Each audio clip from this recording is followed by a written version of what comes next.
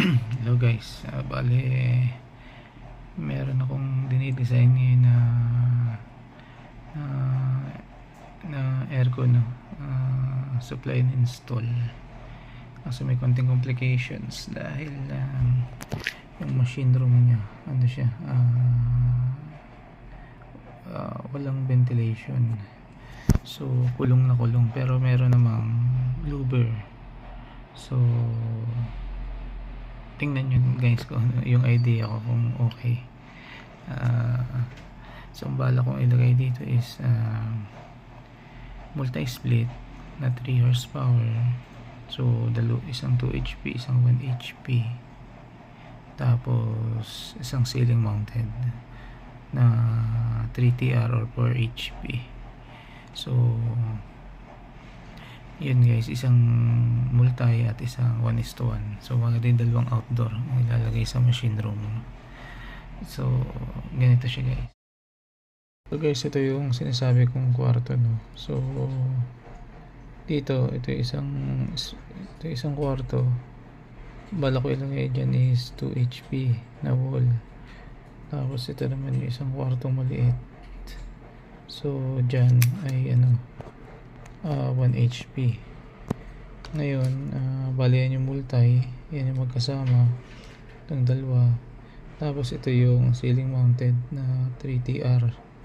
So para dun sa buong to. So isang enclosed, yan, enclosed yan. Tapos ito isang maliit na office ng manager, enclosed din.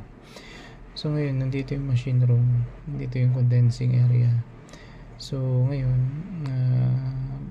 kasya dyan, maluwag. Problema, walang ventilation, kumbaga mahirapan pag natural drop lang. So bala ko lagyan ng propeller fan. So kasi meron siya dito banda rito, and meron dito na louver. So ito yung louver niya sa picture guys. So, ayan, yun yung louver niya. So problem, medyo kung titingnan nyo dito, magkalapit yung louver, bala ko dito maglagay ng exhaust fan. Yan, siguro mga 3. Ang problema ko dito, ito baka mag short cycle.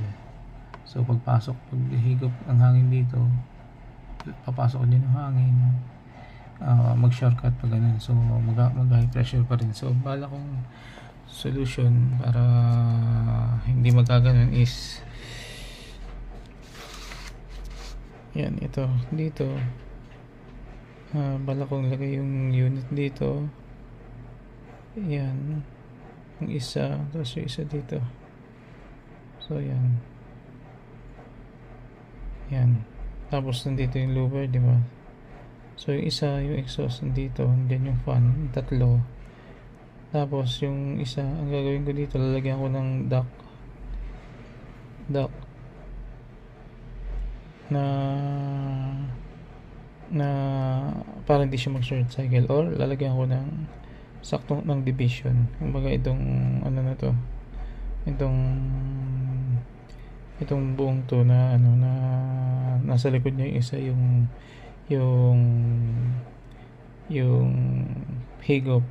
higop siya ng fresh air. So magsi-circulate, tutulong naman na mag extract ng air yung fan. So yung CFM ng dalawang unit dapat equivalent dito sa ilalagay ko dito para hindi mag-ipon yung mainit na hangin dito. So ganun ang plano ko guys. Actually nagawa ko na to before sa isang project. Mas malaki pa nga nasa 10 outdoor unit nakalagay sa machine room, tapos isang malaking propeller fan. Nga lang medyo maingay. Nangyari, naglagay pa akong soundproofing kasi call center siya, medyo irritating So yun, medyo yung division ng nilagyan ko ng soundproofing, ng konting soundproof. Ano lang naman yun, simpleng soundproofing, pero natanggal yung ingay, hindi na nag-transfer papunta dun sa workstation ng mga call center agent. So hindi na siya irritating. So yun, kinumpit ko yung total CFM nun, tapos yung sinupply ko na CFM, na Kruger brand yung ginamit ko, pero malaki. Siguro halos kalahating dip ako ang diameter. Actually alam ko mahigit pa ganun kalaki guys yung sinupply ko. So yun guys, yun yung plano ko dyan. Actually nagawa ko na yun before.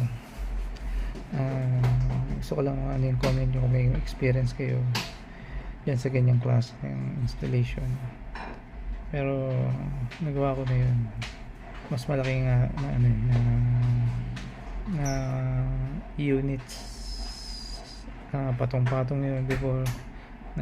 Actually may higit 10 yun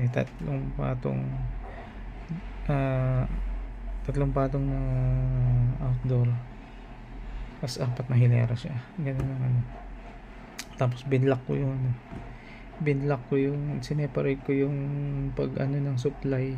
So nagkaroon ng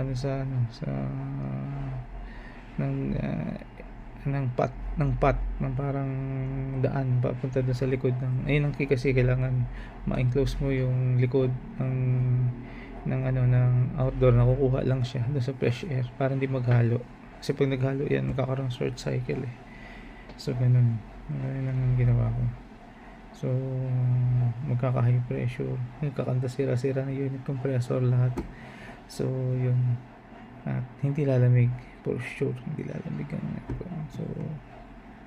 so yun guys, sana kung may experience kayo, comment kayo para magkaroon tayo exchange of knowledge sa experience.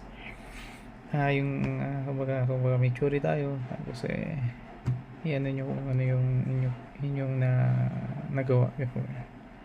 So para pag may na-encounter tayo na ganun scenario is makapagbahagi tayo. Yun lang guys, salamat.